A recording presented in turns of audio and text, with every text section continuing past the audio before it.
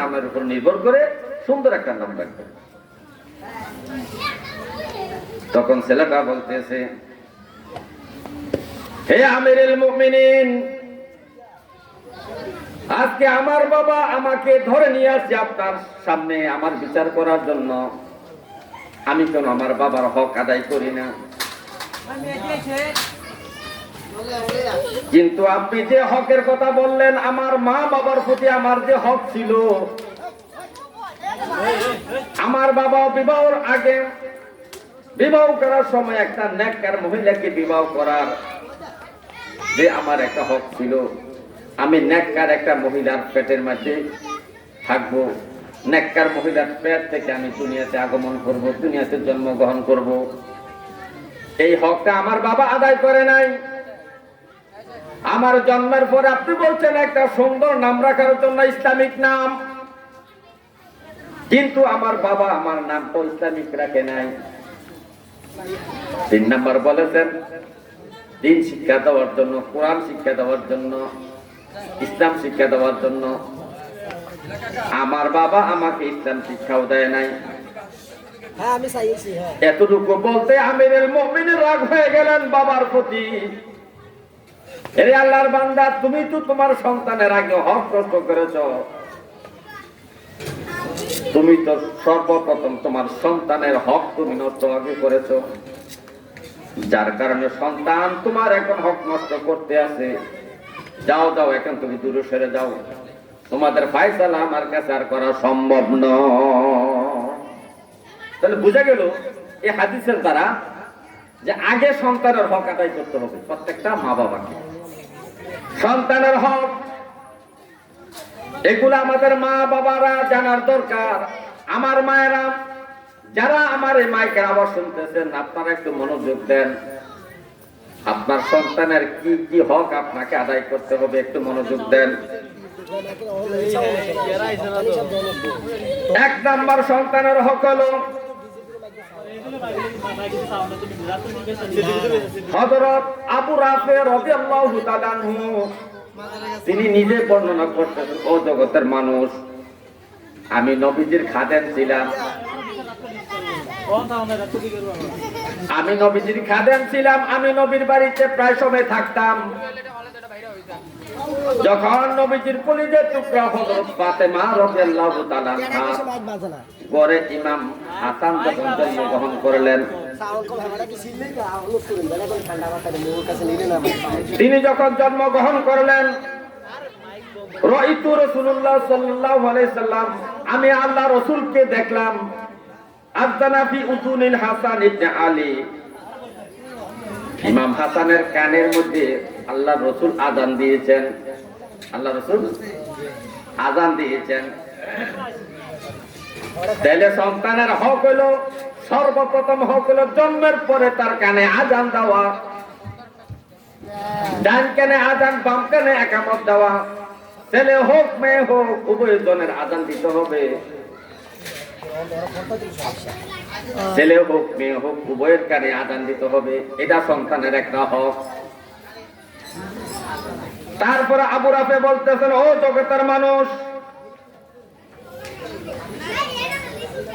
যখন ইমাম হাসান জন্মগ্রহণ করলেন, আমি নবীজিকে দেখলাম, নবীজি দৌড়িয়া ইমাম হাসানের বাড়িতে গেলেন, মা ফাতেমার বাড়িতে গেলেন। যাইয়া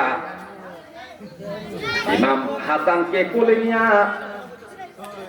তার কান, ডান কান বরাবর আমার নবী আযান দিয়েছেন। আমার নবীজি আযান দিয়েছেন। শুধু তাই না, ইমাম মালিক রাহমাতুল্লাহ আলাইহি বলতেছে, ও জগতের মানুষ, নবীজির কলিজার টুকরা হযরত জয়নব, উম্মে কুলসুম, ইমাম হাসান, ইমাম হুসাইন সহ নবীজির ঘরের মধ্যে যতগুলা শিশু সন্তান জন্ম নিয়েছে, সন্তান আদি থেকে নাতি পর্যন্ত, প্রত্যেকের কানের মধ্যে আমার নবী আযান দিয়েছে। আযান দিয়েছে। তাহলে সন্তানের 1 নম্বর হক হলো সন্তানের কানে আযান দেওয়া।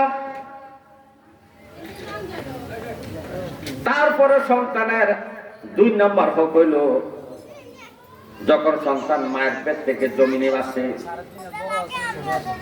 জন্ম যখন সন্তানটা গ্রহণ করে, তখন তার উপর এক নাম্বার হক হলো কানে আজান দেওয়া। 2 নাম্বার হক হলো আল গোলাম মুরতাহানুম বিআকিকা। নবীজি বলছে, হে আমার উম্মত, তোমাদের শিশু সন্তানগুলো আকিকার সাথে বন্ধক। যেমন আমরা দুনিয়াতে জমি বন্ধক রাখি, স্বর্ণ অলংকার বন্ধক রাখি, এই জমি বন্ধকি জমি দিয়ে আমি ইচ্ছা মাফিক কোনো ফসল ফলাইতে পারি না, কারণ জমিটা 1 বছরের জন্য একজনের কাছে আমি বন্ধক দিয়েছি 10,000, 20,000, 50,000। যার কারণে আমি 1 বছর এই জমির মধ্যে আর যাইতে পারবো না, এই জমি থেকে আমি ইচ্ছা মাফিক কোনো ফায়দা অর্জন করতে পারবো না। এটা হলো বন্ধক। নবীজি বলে, এই শিশু সন্তানেরা, প্রত্যেকটা শিশু সন্তান, ছেলে হোক আর মেয়ে হোক, প্রত্যেকটা শিশু সন্তান আকিকার সাথে বন্ধক। কার সাথে? আকিকার সাথে বন্ধক। নবীজি বলতেছেন, এই বন্ধকি সম্পদ দ্বারা যেমন উপকার অর্জন করা যায় না, তদ্রূপ আকিকার সাথে বন্ধক থাকার কারণে এই সন্তান দ্বারা তুমি ইচ্ছা মাফিক উপকার পাইবা না। সন্তান তোমার কথা শুনবে না, সন্তান তোমার কথা মতো চলবে না, সন্তান তোমার কথা শুনবে না, তোমাকে মান্য করবে না, তোমার আদেশকে সে পালন করবে না, নিষেধকে সে পালন করবে না। তার কারণ হলো সন্তানরা আকিকার সাথে বন্ধকি আছে। এই জন্য বলছে, এই যে সন্তান আকিকার সাথে বন্ধক আছে, বন্ধকি ছুটানোর জন্য তুজবাহু আনহু ইয়াউমাস সাবঈ। এই আমার উম্মত, এই সন্তানটা জন্মের 7ম দিনে, জন্মের 7 দিনের মধ্যে তার বন্ধুকে ছুটানোর জন্য তোমরা কি করো? পশু জবাই করো। কি করো? পশু জবাই করো। পশু জবাই করো। তো কি পশু জবাই করব? নবীজি এবং সাহাবায়ে কেরাম আকিকা দেওয়ার জন্য তারা ছাগল জবাই করতেন। আনিল গোলামি শাতানি ওয়া আনিল জারিয়াতি শাতুন।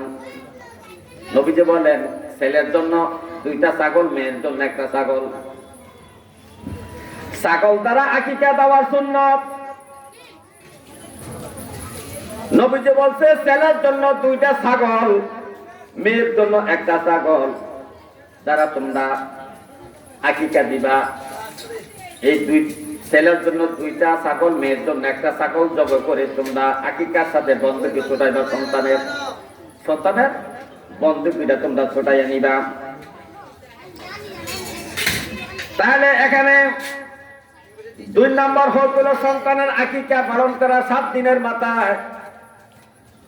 ওয়ুসাম্মা, এবং 7 দিনের মাথায় ওই সন্তানের একটা সুন্দর ইসলামী নাম রাখবে। এটা সন্তানের হক। এটা কি? সন্তানের হক। ইসলামী নাম রাখতে হবে, মন গড়ার নাম রাখলে হবে না, কোরআনের আরবি শব্দই হলে হবে না। কোরআনে তো ফেরাউনের নামও আছে, হামানের নামও কোরআনে আছে। সুতরাং আরবি শব্দ হলে হবে না, আরবি শব্দটার একটা ইসলামিক সুন্দর একটা অর্থ থাকতে হবে। এই জন্য আমাদের উচিত রব্বে কারিমের যতগুলো নাম আছে, যতগুলো সিফাতি নাম আছে, আমার নবীর যত নাম আছে, সাহাবায়ে কেরামের যত নাম আছে, আউলিয়া কেরামের যত নাম আছে, ওই নাম সমূহ থেকে মহিলা এবং পুরুষদের নাম বাছাই